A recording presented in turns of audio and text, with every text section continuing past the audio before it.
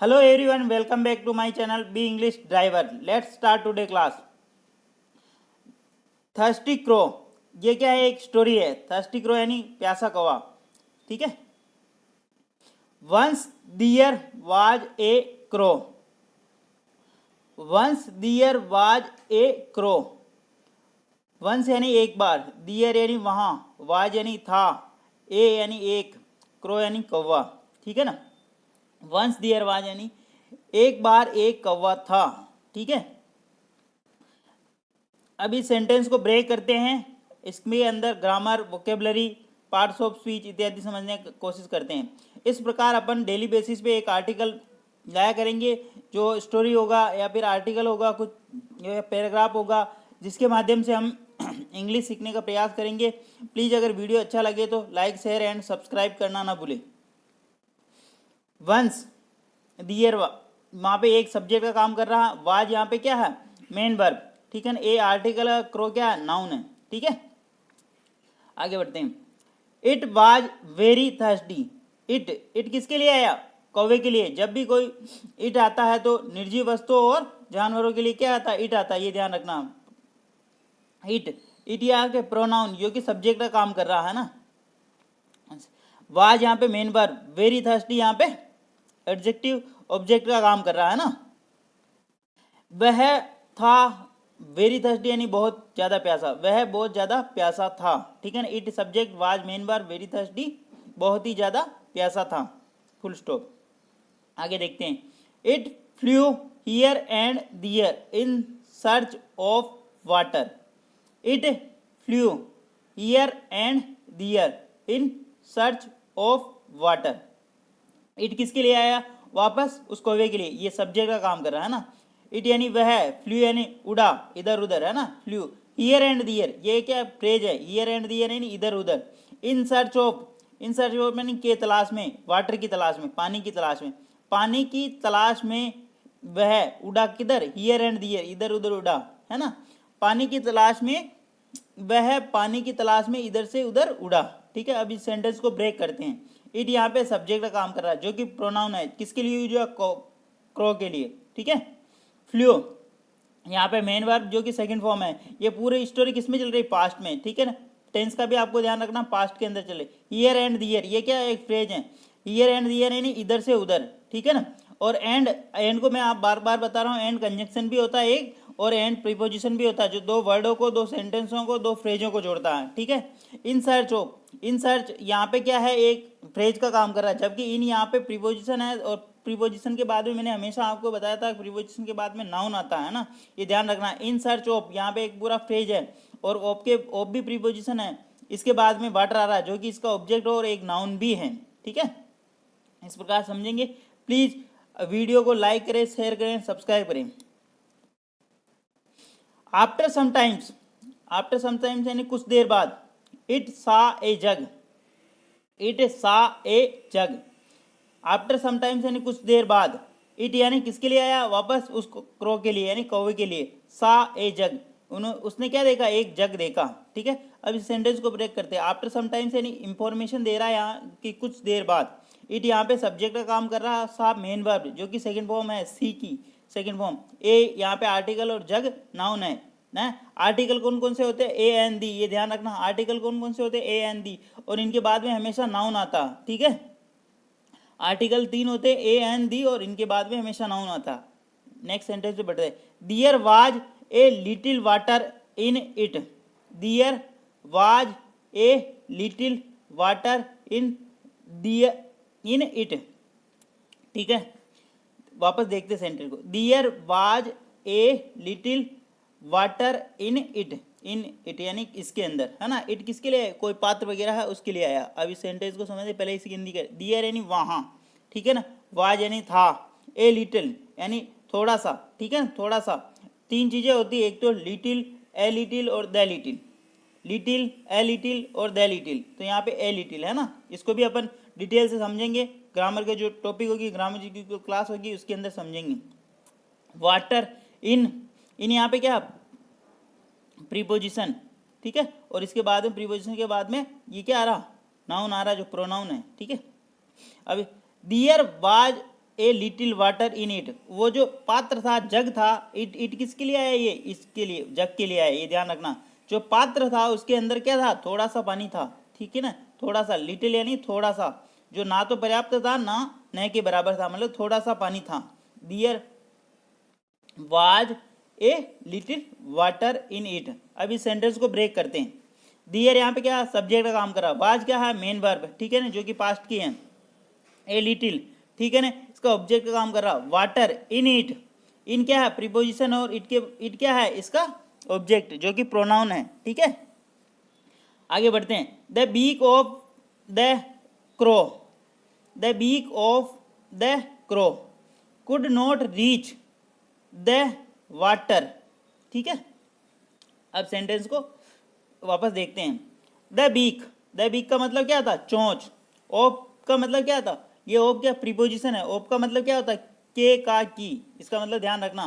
The crow यानी कौवे की, कौवे की, यहां से देखना, कौवे की चोंच, could not reach the water, मतलब पानी तक नहीं पहुंच पाती थी, पानी तक नहीं पहुंच पाई थी, ठीक है ना। कुड नॉट रीच, पानी तक नहीं पहुंच पाई थी। कुड यहाँ पे क्या, मॉडल वर्ब, नॉट यानी नहीं, रीच यानी पहुंच पाई थी। द वाटर, द वाटर यानी पानी तक। चोहे की, कौवे की चोंच तो आपने देखी होगी, जो कि नुकीली होती है, और वो एक जग के अंदर पूरी तरह, अगर कौवा उसके अंदर मुंह डालता तो वो नीचे तक पानी भरा हुआ होगा तो नहीं पहुंच पाएगी। तो उसने the beak of the crow could not reach the water, मतलब कौवे की जो चोंच थी, कुड नॉट जो वाटर के तक, जो कि पानी थोड़ा था उसके अंदर, तो उसके अंदर नहीं पहुंच पाई थी, ठीक है। अब इस सेंटेंस को ब्रेक करते हैं, समझते हैं। The beak, the beak, the क्या आर्टिकल, मैंने क्या आर्टिकल के बाद नाउन आता, तो द इसके बाद में नाउन आ रहा, ऑफ वापस प्रीपोजिशन, और द क्रो के बाद में वापस नाउन, तो मतलब कौवे की चोंच, इसका अर्थ कैसे निकलेगा, कौवे की चोंच, ठीक है ना। कुड नॉट, ये यहाँ पे क्या मॉडल वर्ब है, मॉडल वर्ब के बाद में हमेशा वर्ब की फर्स्ट फॉर्म आती है, मॉडल वर्ब के बाद में हमेशा वर्ब की फर्स्ट फॉर्म आती है, ध्यान रखना। मॉडल वर्ब कौन कौन सी होती है, can, could, will, would, shall, should, may, might, ठीक है ना, ये इत्यादि मॉडल वर्ब होती हैं, और मॉडल वर्ब के बाद में हमेशा वर्ब की फर्स्ट फॉर्म आती है, तो इसलिए कुड के बाद में ये रीच आया, ठीक है। द वाटर, द वाटर यहाँ आर्टिकल, द यहाँ पे आर्टिकल, वाटर यहाँ पे इसका नाउन, ठीक है। आगे बढ़ते हैं।